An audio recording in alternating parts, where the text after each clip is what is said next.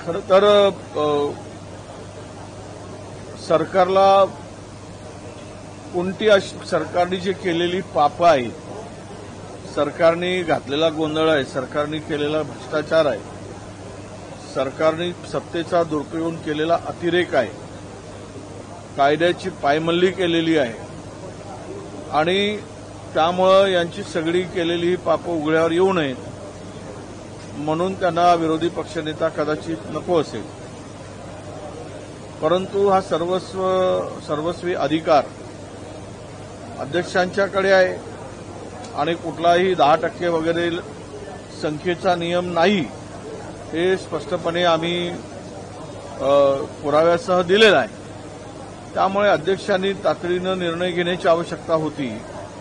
दुसरा अधिवेशन बिना विरोधी पक्षनेत्यांनी चालवावं हे लोकशाही परंपरेला धरून आहे का?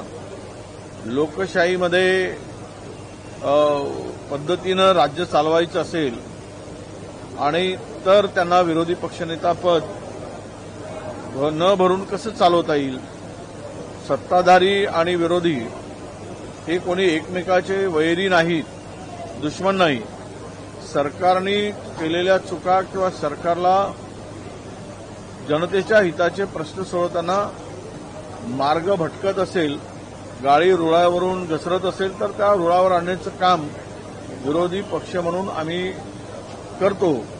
परंतु सरकारला मनमानी कारभार करून त्यांच्यावर अंकुश ठेवायला कोणाचंही बंधन नको आहे. ही जर भूमिका सरकारची असेल तर ती यांना लोकशाही मान्यच नाही. ही प्रवृत्ती या सरकारची दिसते आहे. राहिला सभागृहामध्ये तर आम्ही हा प्रश्न मांडू, पुन्हा विचारू की तुम्ही हा विरोधी पक्षनेत्याचा तिढा किंवा प्रश्न सोडवणार आहात की नाही, की काय निर्णय घेणार आहात, हा प्रश्न आम्ही माननीय अध्यक्षांना विचारतो. नाही, असं आहे की हे स्वतंत्र कायदे मंडळ आहे, त्यांच्याकडे हा प्रश्न मांडण्याचं काही मला औचित्य वाटत नाही. परंतु लोकशाही परंपरेनुसार विरोधी पक्षनेता नेमून कारभार करावा आणि विधिमंडळामध्ये सुद्धा तीच खुर्ची खाली ठेवू नये हे अनेक वर्षाची परंपरा चालत आली.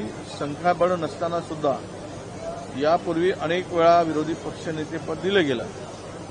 लोकसभेमध्ये सुद्धा संख्याबळ नसताना सुद्धा विरोधी बाकावरची खुर्ची खाली ठेवली गेली नाही.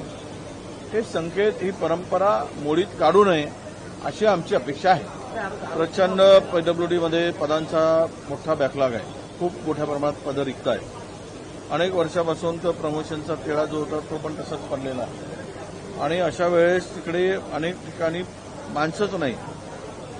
म्हणजे अनेक ठिकाणी डेप्युटी इंजिनियरचा कारभार जेही सांभाळतो आहे आणि एक्झिक्युटिव्ह इंजिनियरचा डेप्युटी इंजिनियर सांभाळतोय तो पदभार. त्यामुळे पदं भरा आणि नियमानुसार हे सगळ्या बदल्या केल्या पाहिजेत. आता सरकारमध्ये काही नियमच राहिला नाही. हम करे सो कायदा ही जर भूमिका यांची आहे, त्यामुळे त्यांना कायद्याने कारभारच करायचा नसेल तर वाटेल ते करतील ते, असं सगळं चालू आहे गोंधळ. त्यामुळेच त्यांना विरोधी पक्षनेता सुद्धा नको आहे. काही विशिष्ट अधिकाऱ्यांना अनेक वर्ष त्याच जागेवर नाही, ते तर आता असं आहे की गेली 10-15-2014 पासून जो मर्जीतला आहे त्याला काही बंधन नाही, त्याला वेळेचं नाही, त्याला नियम नाही. अनेक अधिकारी आहेत. कारण यांचं ते सरकारच्या किंवा संबंधित खात्याच्या तो एक प्रमुख रिसोर्स आहे. तो रिसोर्स बंद कसा करतील ते? त्यामुळे त्याला तिकडे कायम ठेवणं किंवा त्याचा वापर करून धन गोळा करणं एवढंच त्या सरकारचं काम दिसतं. नाही, असं आहे की आंदोलन करण्याचा अधिकार सगळ्यांना आहे. मागच्या वेळेस काही हिंदी भाषिक लोकांनी मोर्चा काढला होता, त्याला प्रत्युत्तर म्हणून या मोर्चाची माहिती मला मिळाली.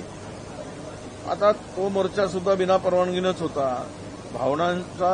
लोकांच्या भावना, लोकभावना लक्षात घेऊन जर लोक एकत्र येऊन जर आपला विरोध प्रदर्शन करत असतील तर ती प्रगल्भ लोकशाही आहे असं आम्ही मानतो. लोकांना आपले विचार मुक्तपणे मांडू द्यावेत आणि त्यामध्ये कुठेही जर चुकीचं काही वक्तव्य होत असेल तर कारवाईसाठी सरकारकडे कायदे आहेत, नियम आहेत आणि त्यामुळं एखाद्या विचाराच्या लोकांनी किंवा भाषिक लोकांनी एकत्र येऊन जर त्या ठिकाणी आपली भूमिका मांडत असती तर त्याला विरोध करण्याचं काही कारण सरकारचं नव्हतं. पण आता मला वाटतं की सरकार घाबरलं आहे. त्यामुळे अशा प्रकारची आंदोलनं उद्या अंगावर येतील आणि त्यातून नुकसान होईल हे भारतीय जनता पक्षाला माहीत पडलंय. आपल्या परिसरातील बातम्या आमच्यापर्यंत पोहोचवण्यासाठी स्क्रीनवर दिलेल्या क्रमांकावर संपर्क साधू शकता. दूरध्वनी क्रमांक 8652414343.